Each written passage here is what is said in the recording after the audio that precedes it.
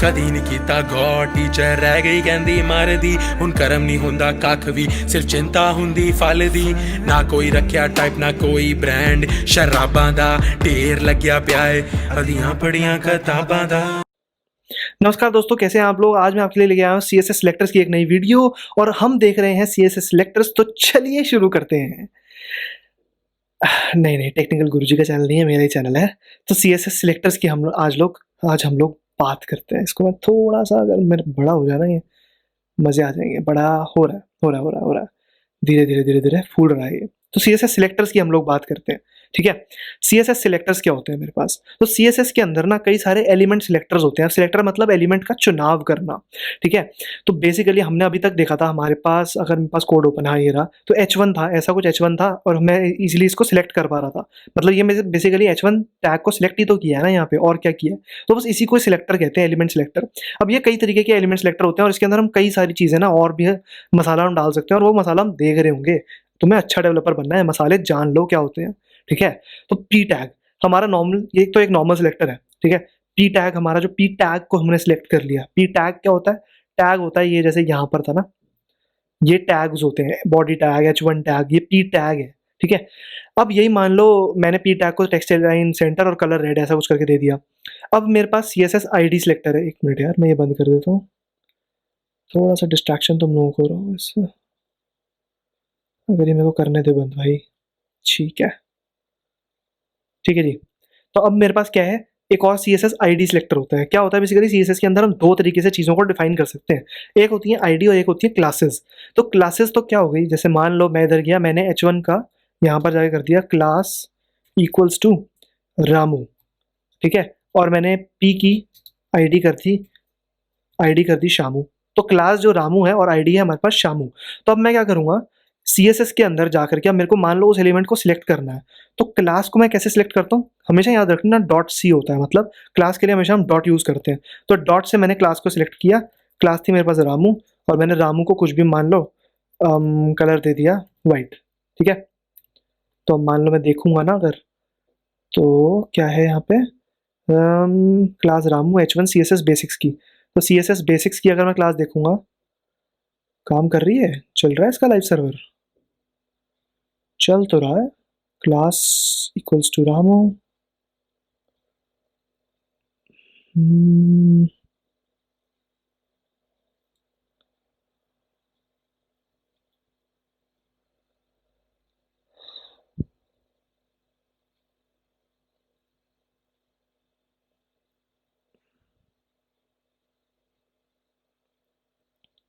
अच्छा, सॉरी मैंने सेव ही नहीं किया।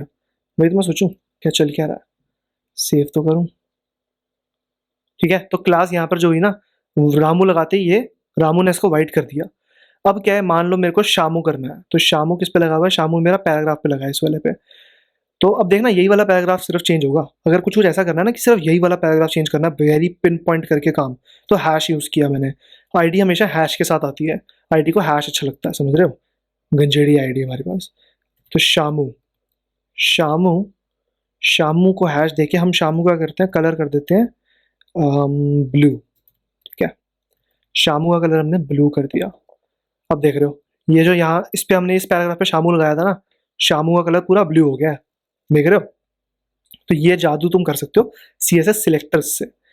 अब क्या है ना, काफ़ी सारी और भी तरीके की चीज़ें आती हैं। मेरे पास यहाँ पे MDN का रेफरेंस है, वो खोलते हैं और देखते हैं ज़रा कि क्या और तरीके के CSS सिलेक्टर्स हमारे पास होते हैं, क्योंकि ना काफ़ी सारे सिलेक्टर्स आते हैं, प्लस माइनस। तो ये ज़रा देखना पड़ेगा एक बार, तुम्हें समझना है, रटना नहीं है। मैंने भी रटा नहीं हुआ, इसलिए मेरे को रेफरेंस ज़रूरत पड़ रही है डॉक्स की, ठीक है। तो यूनिवर्सल सिलेक्टर होता है एक। अब यूनिवर्सल सिलेक्टर तो हमने देख ही लिए हैं, ये सारे क्या होते हैं। यूनिवर्सल सिलेक्टर सॉरी नहीं देखा हमने। यूनिवर्सल सिलेक्टर क्या होता है, यूनिवर्सल सिलेक्टर होता है, मान लो मेरा कोड का है, मान लो मैं अपने कोड के ऊपर जाकर के कोई यूनिवर्सल प्रॉपर्टी देना चाहता हूँ जो कि सब एलिमेंट पे लगे। मान लो मैंने दिया स्टार और मैंने कहा कलर वाइट। अब देखना जितना भी पूरा का पूरा बहुत बदसूरत हो जाएगा, पहले ही बता रहा हूँ। पूरा का पूरा जो होना ना मेरा, ये वाइट हो जाएगा अगर वो सेव हुआ है सही से तो। अच्छा नहीं होगा, क्योंकि कलर प्रॉपर्टी और भी जगह है ना। लेकिन जिस पे कलर प्रॉपर्टी नहीं है उसको वाइट कर देगा ये। जैसे इस पे कलर प्रॉपर्टी नहीं है, यहाँ पे कलर प्रॉपर्टीज नहीं है, तो इसने इनको वाइट कर दिया, ठीक है। यहाँ पर क्योंकि मैं वैसी स्टाइल मतलब दे रहा हूँ ना, पहले स्टाइल के अंदर कलर प्रॉपर्टीज है मेरे पास, सब में है, तो इसलिए वो नहीं चेंज करेगा, क्योंकि ये मतलब टॉप पे काम कर रहा है। चिल्ड्रंस की का क्या कहते हैं, प्रेसिडेंस प्रायोरिटी ज़्यादा होती है, ठीक है। तो चिल्ड्रन की प्रायोरिटी ज़्यादा है, ये पेरेंट एलिमेंट है, पेरेंट की प्रायोरिटी कम होगी अनटिल अनलेस मैं कलर स्पेसिफाई ना करूँ। अगर मैं कलर हटा दूँ इधर से सबका, तो ये सबको वाइट ही कर देगा, ऑफ कोर्स सी बात है, ठीक है। तो ये तो हो गया यूनिवर्सल सिलेक्टर। ऐसे ही मेरे पास होता है टाइप सिलेक्टर, ठीक है। तो जैसे टाइप क्या हो गया, इनपुट, तो इनपुट के साथ मैच हो जाएगा, जैसे अब पी और H1 हम कर रहे थे सारे के सारे, वो ऐसी क्लास और आईडी के बारे में बात कर चुके हैं। फिर एक होता है एट्रीब्यूट, तुम एक टैग एक्स्ट्रा दे सकते हो एट्रीब्यूट, और उसके अंदर वैल्यू डिफाइन कर दो और फिर उसको फेच करके तुम सिलेक्ट कर सकते हो। ये मेरे को मेन बात करनी है तुम्हारे साथ कॉम्बिनेटर्स और ग्रुपिंग सिलेक्टर्स की। अब ग्रुपिंग सिलेक्टर्स क्या होते हैं, मान लो मेरे को जैसे P और H1 को सेम प्रॉपर्टी देनी है, ठीक है। यहाँ पर P और H1 को मैं सेम प्रॉपर्टी देना चाहता हूँ, तो मैं क्या करूँगा, मैं P कॉमा H1 करके कोई प्रॉपर्टी डिफाइन कर दूंगा। यहाँ पे मान लो कुछ भी प्रॉपर्टी मैंने डिफाइन कर दी, ठीक है। तो वो जो प्रॉपर्टी है वो मेरे दोनों P और H1 दोनों पे लग जाएगी, ठीक है।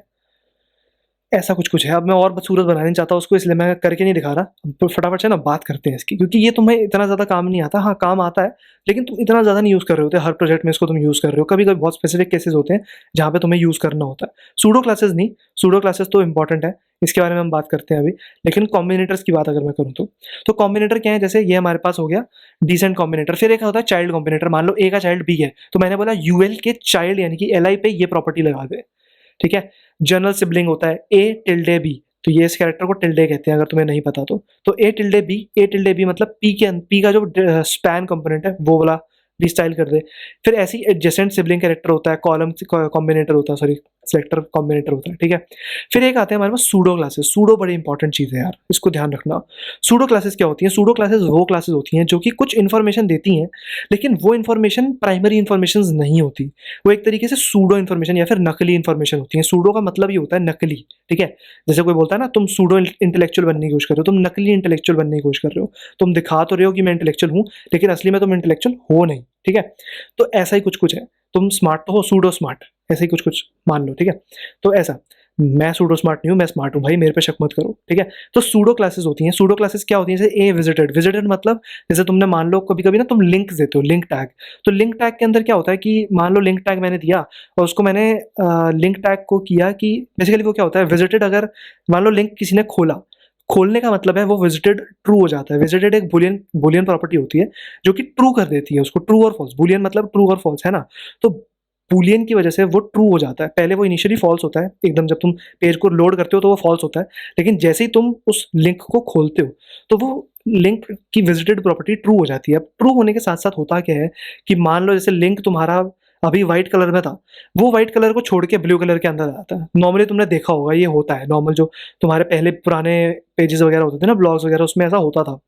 अब क्या है, तुम क्या कर सकते हो, ए विजिटेड प्रॉपर्टी दो और कलर रख दो व्हाइट, तो तुम्हारा कलर व्हाइट ही रहेगा, उसका चेंज नहीं होगा कलर। या फिर तुम चाहते हो कि ब्लैक हो जाए या कुछ ऐसा, तो तुम अपनी मर्जी से, तुम अपनी मनो इच्छा से कर सकते हो उसको। ऐसे ही एक और आता है सूडो एलिमेंट्स। सूडो क्लासेस की हमने बात कर ली, अब सूडो एलिमेंट्स क्या होते हैं। सूडो एलिमेंट्स भी होते हैं, जैसे मान लो तुमने ए एक टैग है, उस पर कोई सूडो एलिमेंट दिया, क्या दिया सूडो एलिमेंट, फर्स्ट लाइन दे दिया, या फिर तुम बिफोर और आफ्टर भी दे सकते हो। ये बहुत कॉमनली यूज होते हैं, बिफोर और आफ्टर। इसको हम और डिटेल में देख रहे होंगे, हम बिफोर और आफ्टर से भी काफ़ी अच्छे से काम कर रहे होंगे, ठीक है। मेरी तो फेवरेट प्रॉपर्टी आज की डेट में बिफोर और आफ्टर चलती है भाई, ठीक है। तो सूडो एलिमेंट दे सकते हो तुम इसको, बिफोर और आफ्टर को। और डिटेल में जब हम इसके बारे में देख रहे होंगे ना, तब समझ में आएगा, ठीक है। तो यही था। अगर तुम्हें नहीं समझ में आई ये वीडियो तो दोबारा एक बार देखो। इस डॉक का रेफरेंस मैं तुम्हें नीचे डिस्क्रिप्शन में भी दे दूंगा, लेकिन तुम जा करके ना मोजिला के अंदर, Mozilla CDN MDN web docs हैं, इसको तो समझ लो यार, ये बाइबल है तुम्हारी, ठीक है। ये मतलब ऐसा है कि अगर तुम्हें वेब डेवलपमेंट में आयो ना, तो इसको तो तुम अपना मान ही लो कि भाई ये तो मेरी जिंदगी है। यहाँ पर अपना मोस्ट ऑफ टाइम बिताना शुरू करोगे ना, तो बहुत अच्छे डेवलपर बन जाओगे, ठीक है। ओके जी, बाय।